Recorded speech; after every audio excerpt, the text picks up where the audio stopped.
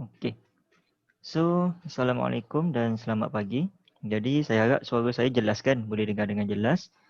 Jadi, untuk Boleh. yang pertama ni, kita pergi kepada revision. Kita buat sedikit ulang kaji berkenaan dengan topik-topik yang kita dah belajar dah. Cuma kita nak lihat secara ringkas untuk kita punya pemahaman. Baik. Jadi, untuk yang bab 1 ini, iaitu fungsi dan persamaan kuadratik.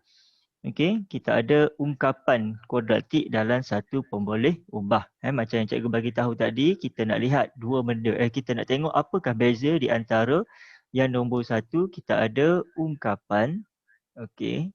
Yang kedua kita ada persamaan. Okey, persamaan. Dan yang ketiga kita ada fungsi.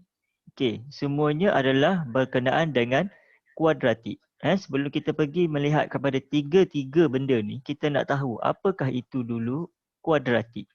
Okey, secara basic untuk bentuk asas, satu ungkapan kuadratik adalah AX kuasa 2 tambah BX tambah C. Okey, untuk dia dapatkan kuadratik, okey, ni ada ciri-ciri dia. Okey. Ciri-ciri bagi suatu bentuk garisan ataupun suatu bentuk graf. Okey, kita ada sebenarnya 4 jenis. Kita ada 3 jenis. Ni yang peringkat awal. Yang pertama kita ada garis lurus. Okey. Yang pertama, ni nombor 1. Kita ada garis lurus. Okey, garis lurus. Yang kedua, kita ada apa yang kita namakan sekarang adalah kuadratik. Yang mana bentuk grafnya adalah sama ada bentuknya senyum ataupun bentuknya masam macam ni. Kamu dah belajar dah. Okey, so ini yang kita namakan sebagai kuadratik. Garis lurus, nama lainnya adalah linear. Okey. Itu nama lain bagi garis lurus. Nama saintifik dia lah dalam matematik kita sebut linear. Ataupun nama secara umumnya kita sebut dia sebagai garis lurus. Dan kalau kuadratik kita ada bentuk ni, bentuk parabola. Nama bentuk graf ini adalah bentuk parabola yang mana biasanya cikgu-cikgu kamu ataupun rakan-rakan kita kenali dengan bentuk senyuman ataupun bentuk masam. Dan yang ketiga kita ada bentuk kubik. Okey. So bentuk kubik ni bentuknya grafnya macam huruf S gitu. Okey, ataupun macam ni. Dia bentuk huruf S lebih kuranglah. Okey, tidaklah 100% menyamai bentuk huruf S tapi menghampiri bentuk tersebut. Okey, yang mana setiap satu ini dibezakan oleh dia punya ungkapan ataupun persamaan, iaitu dibezakan oleh kita punya pemboleh ubah. Okey, so kalau untuk garis lurus, okey, dia punya persamaan dia ataupun dia punya ungkapan dia adalah pada AX tambah B. Manakala kalau kuadratik pula kita ada ungkapan dia adalah AX kuasa 2 tambah BX tambah C. Dan kalau kubik kita ada AX kuasa 3 tambah BX kuasa 2 tambah CX tambah D. Okey, kalau kita tengok kat sini, apakah yang membezakan dia antara satu sama lain? Ini AX ni maknanya AX kuasa 1. Sama juga ni BX kuasa 1. Dan CX ini adalah kuasa 1. Kenapa dia tak tulis? Sebab kuasa 1 kalau kita tak tulis pun memang kita sedia maklum. Kalau kita tengok kalau untuk garis lurus. Kalau garis lurus macam ni kan, garis lurus ataupun garis linear. Okey. Kuasa tertinggi dia adalah 1. Kalau kuadratik, kuasa tertingginya adalah 2. Manakala kalau kubik, kuasa tertingginya adalah 3. Okey, so untuk kita mendapatkan kita punya ungkapan kuadratik ataupun graf kuadratik ini, apa yang wajib kita ikuti adalah kuasa tertingginya mestilah 2. So kita boleh tengok kat sini. Okey, dalam nota ini dia dah bagi kan. Ciri yang pertama, ungkapan kuadratik dalam satu pemberi ubah kuasa paling tinggi ialah 2. So kalau kita dapat contohnya kuasa tertingginya bukan 2. Contohnya kita dapat kuasa tertinggi dia macam ni. AX kuasa 4. Sekarang ni bila kat sini adalah 4, maka dia bukan kuadratik. Okey, so itu adalah sifir mudah dia lah untuk kita faham. Apakah itu kuadratik? Kuadratik itu sendiri merujuk kepada dua. Kalau linear merujuk kepada satu, kalau kubik merujuk kepada tiga. Okey. Itu yang pertama kita nak faham. Yang kedua, untuk ungkapan kuadratik dalam satu pemboleh ubah, makna kata satu pemboleh ubah, ia hanya ada satu pemboleh ubah sahaja. So apa yang dimaksudkan dengan satu pemboleh ubah sahaja? Kita tengok di sini. Okey. So kat sini kita hanya ada X sahaja sebagai pemboleh ubah. Okey, begitu juga dengan kuadratik ni. Hanya ada X sahaja dia punya pemboleh ubah. So andai kata contohnya, andai kata kita ada macam ni bentuk dia. AX kuasa 2 tambah BY tambah C. Okey, sekarang ni kalau kita tengok pemboleh ubah dia, kita ada X, kita ada Y. So ini dinamakan sebagai dua pemboleh ubah. Kalau macam ni kita ada dua pemboleh ubah. So bukan lagi satu pemboleh ubah. Yang kita nak lihat dalam bab satu adalah berkaitan dengan kuadratik dalam satu pemboleh ubah. Okey, itu yang pertama. Yang seterusnya, kita nak tengok apakah beza di antara ungkapan kuadratik, dan apakah beza di antara persamaan kuadratik, dan yang ketiga, apakah beza dengan fungsi kuadratik. Okey, untuk kita membina graf hujung nanti, untuk kita membina graf, kita akan mengguna pakai fungsi kuadratik. Barulah kita boleh membentuk graf. Okey, dan kita akan menggunakan persamaan kuadratik untuk membantu kita melengkapkan graf. Okey. Baik, untuk ungkapan kuadratik, bentuk ini adalah dalam bentuk ni. AX kuasa 2 tambah BX tambah C. Okey, bentuk ini merupakan apa yang dinamakan sebagai ungkapan. Dia satu ungkapan lah. Macam contoh kita kata, okey, zirafah. Itu contoh ungkapan. Satu bentuk benda. Satu bentuk, satu perkataan yang lengkap macam ni. Okey, kalau persamaan, apa yang membezakan ungkapan dengan persamaan adalah, okey, kita pergi pada sini cikgu guna pen warna biru. Okey. So apa yang membezakan, ni kenapa ni? Sekejap. Kita padam yang ni. Okey. So apa yang membezakan ungkapan dengan persamaan adalah, okey, kalau ungkapan kita ada AX kuasa 2, sama juga BX tambah C. Dia ada sama dengan kosong kat belakang. Okey. So yang bezakan dia adalah dia ada sama dengan kosong. So bila ada sama dengan kosong di belakang, maka kita panggil dia sebagai persamaan. Dan yang ketiga, fungsi. Okey, apakah fungsi kuadratik? Yang membezakan dia adalah, okey, di depan. Okey, kalau yang ini di belakang kan? Kalau yang ini di depan pula. Kita akan ada fungsi, so kita akan ada f(x). F merujuk kepada fungsi bagi suatu pemboleh ubah. Pemboleh ubah dia apa? X. Okey, maka dia punya persamaan dia adalah AX kuasa 2 tambah BX tambah C. So kat sini, apa yang dia rujuk adalah fungsi kepada satu pemboleh ubah X. Satu pemboleh ubah X. Okey, so inilah dia punya pemboleh ubah X. So fungsi kepada suatu pemboleh ubah X adalah AX kuasa 2 tambah BX tambah C. Okey, baik.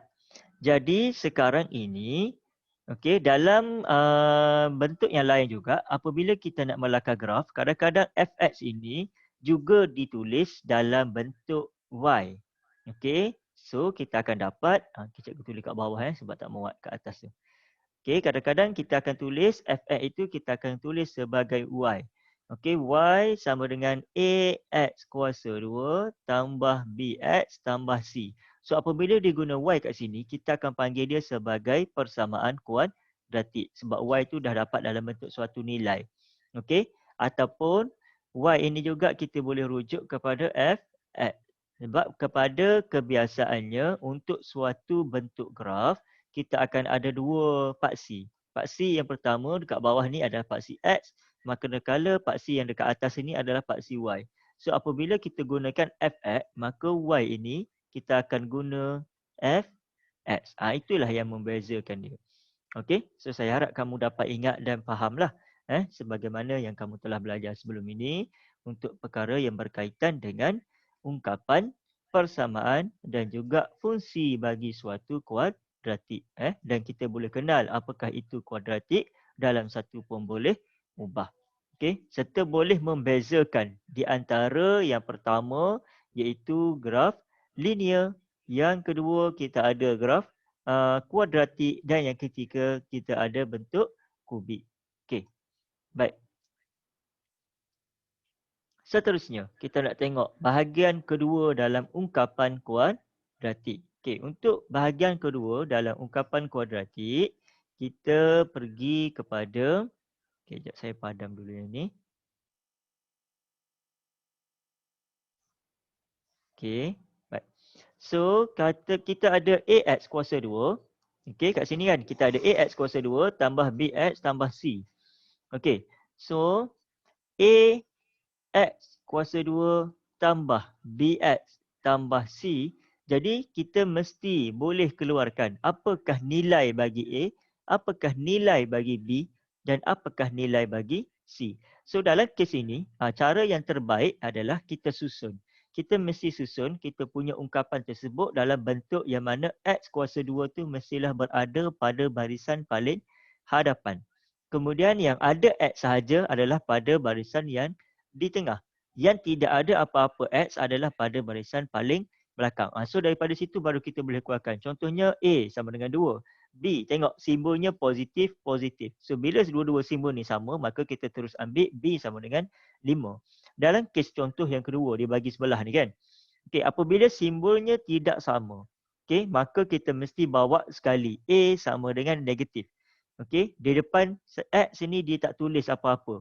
Okey, dia tak tulis nilai apa-apa. So bila tak tulis nilai apa-apa, maknanya kat sini sebenarnya ada nilai 1. Sebab apa? Sebab 1 darab X kuasa 2 sama dengan X kuasa 2.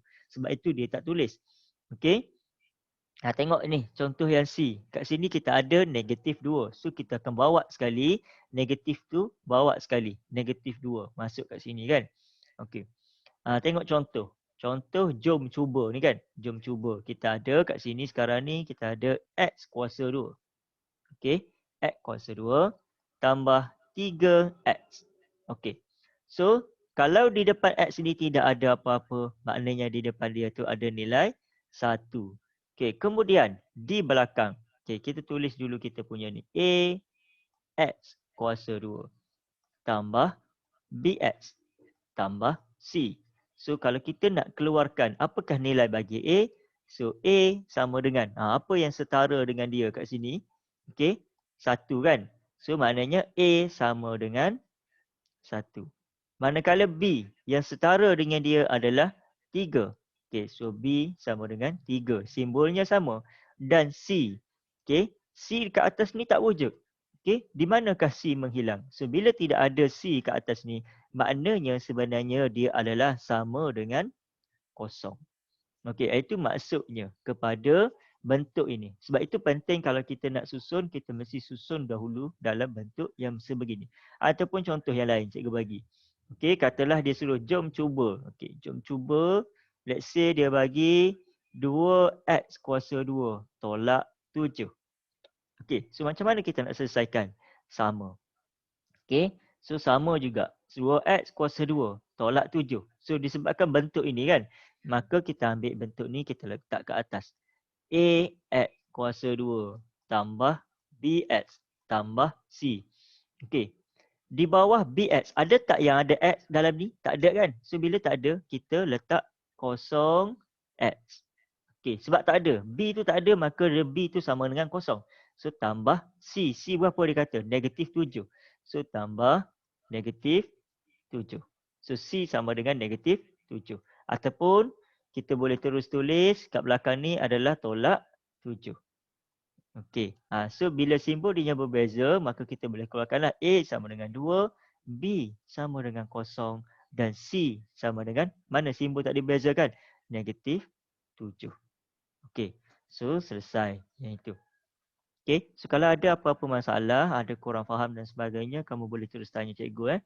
Okey. Cikgu hanya nak pergi dengan lebih laju sikit sebab kita hanya nak buat revision sahaja. Okey. Masa ada lebih kurang 10 minit. Lepas tu kita rehat sekejap and then baru kita sambung. Okey. Kita habiskan dulu dalam tempoh lebih kurang dalam 10 minit ni. Okey. So, yang berikutnya kita nak lihat sedikit ciri-ciri. Okey, ciri-ciri yang berkaitan dengan fungsi kuadratik. Okey, bentuk graf. Suatu bentuk graf kuadratik, okey, bentuknya adalah bergantung kepada nilai A. Okey. Jadi dalam kita punya ini kita ada AX kuasa 2 tambah BX tambah C. Dekat depan ini kita ada nilai A. So nilai A tersebut akan menentukan kita punya bentuk graf. Okey, akan menentukan bentuk graf. Sama ada bentuk graf kita itu adalah dalam bentuk senyum ataupun dalam bentuk masam. Senang ingat, kalau nilai A itu positif, maka kita akan senyum. Kalau nilai A kita itu negatif, maka kita akan masam. Senang cerita. Okey, satu bentuk nilai yang positif, maka kita senyumlah. Okey, kalau nilai tersebut adalah negatif, maka kita masam. Senang bentuk. Kalau kita nak ingat mudah. Okey, so tengok kat sini pun dia dah bagi hint kan. Senyum, bentuk mulut ni. Bentuk mulut tu yang senyum. Dan kalau masam, tengok bentuk mulut masam macam mana? Macam tu kan. Kita balik. Okey. So itu yang pertama sekali. Kita nak menentukan sama ada bentuk graf kita tu macam mana.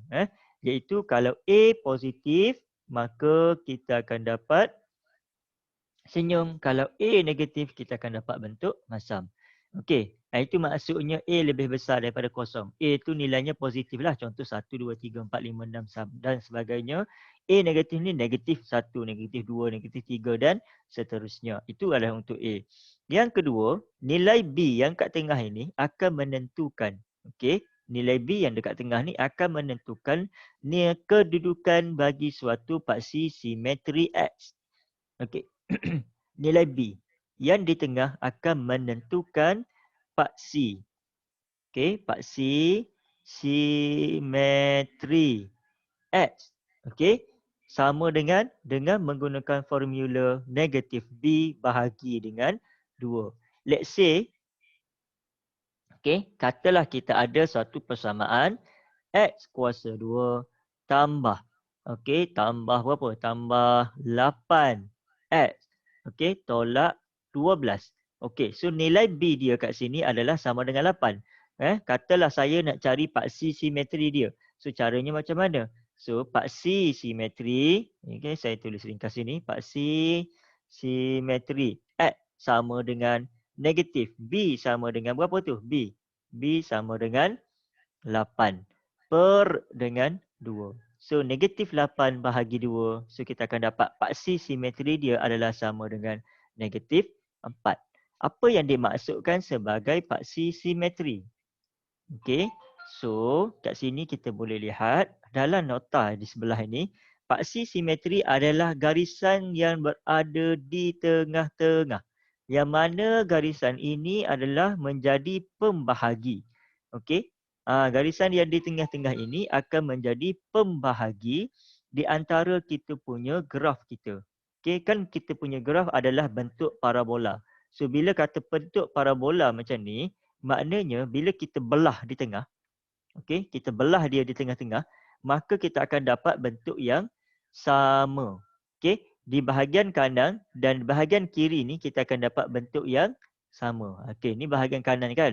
Okey, bahagian di sebelah kanan ini dengan bahagian yang di sebelah kiri. Ni yang saya warnakan biru dengan yang saya warnakan hijau. Apabila kita belah dia ni, okey, kita lipat dua, maka kita akan dapat dua bahagian yang sama besar. Okey, manakala kalau kata dia adalah bentuk yang berbeza, maka kita tak boleh kata dia adalah bentuk graf kuadratik. Sebab apa? Bentuk dia dah berbeza. Okey, so penting untuk kita pastikan bentuk dia adalah sama. Jadi itulah tujuan paksi simetri. Begitu juga kalau kata contoh kita ada bentuk segitiga.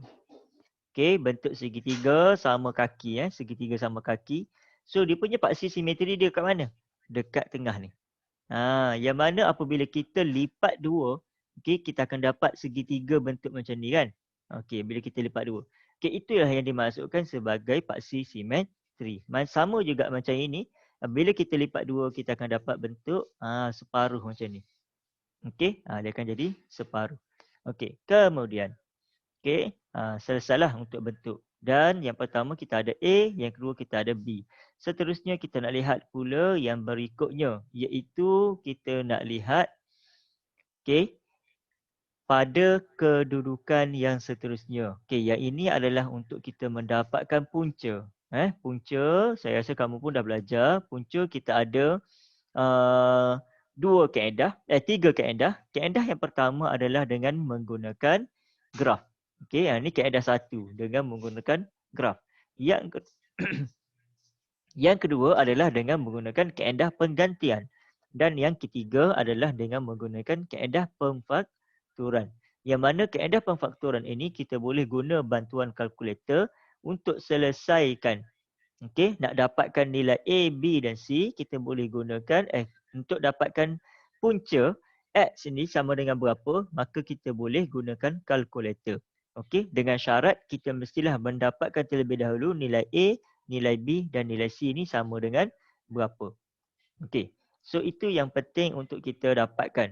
Okey, tapi ada jalan kerja yang wajib kita kita ikutilah, supaya walaupun kita gunakan kalkulator untuk menyelesaikan menggunakan kaedah pemfakturan ini, kita masih boleh dapat markah penuh.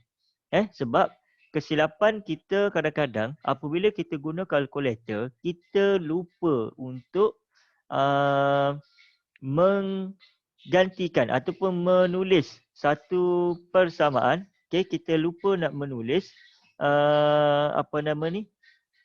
langkah kerja yang wajib. Okey, langkah kerja yang wajib ni wajib kena tulis. Kalau tak tulis, maka kita akan hilang markah. Okey, kat sini cikgu ambil contoh terlebih dahulu. Contoh kata kat sini dia bagi X kuasa 2 tambah 2X tolak 3. So macam mana cara menggunakan kalkulator dengan betul supaya kita masih boleh dapat markah penuh. Lagi-lagi kalau untuk kertas 2 sebab dia wajib tunjuk jalan kerja. Kalau kertas 1 tidak ada masalah. Kamu boleh terus tekan kalkulator dan boleh terus pilih pilihan jawapan A, B, C dan D. Sebab objektif kan. Okey, tapi kalau kertas 2 dia subjektif, maka wajib kena tulis jalan kerja. So kita ambil contoh X kuasa 2 tambah 2X tolak 3. Okey. Jadi daripada sini kita boleh keluarkan A kita. Okey, sini sama dengan 1 kan. Okay, A sama dengan 1. B kita sama dengan 2 dan C kita sama dengan negatif 3. Okey. So bila dah kita ada macam ni, apa yang perlu kita buat? Okey, jap saya buka kalkulator nak tunjuk pada kamu supaya senang sikit. Okey, kejap saya buka kalkulator terlebih dahulu. Nak tunjuk. Okey, nak tunjuk kalkulator ni. Okey. Sekejap saya kongsikan kalkulator. Okey. Dekat skrin kamu sepatutnya dah keluar gambar kalkulator kan? Okey. So tadi A dia sama dengan 1. So macam mana cara nak gunakan kalkulator? Siapa yang menggunakan kalkulator model yang sama dengan yang saya tunjukkan ni, kamu boleh ikuti. Okey, iaitu model 570MS. Okey, baik. So caranya yang pertama, kita tekan mod 1, 2, 3. Apabila dia keluar ni, perkataan EQN, MAT, VCT. Okey, pilih 1, EQN. So tekan 1. Okey, dia keluar unknowns 2, 3, 4. So kita tak nak yang ni, kita tolak tepi. Tekan sini tolak tepi. So dia dapat degree 2, 3. Degree tu menunjuk kepada kita punya kuasa. Okey, so kita pilih sebab kita punya kuasa 2. Okey, kemudian A dia tadi sama dengan berapa? A dia sama dengan 1. Tekan sama dengan. B dia sama dengan berapa? 2. Tekan sama dengan. C dia sama dengan berapa? Negatif 3. So masukkan negatif 3. Tekan sama dengan. So kita akan dapat X1 kita sama dengan 1 dan X2 kita sama dengan 3. Okey. Kita kembali kepada kita punya soalan tadi. Okey.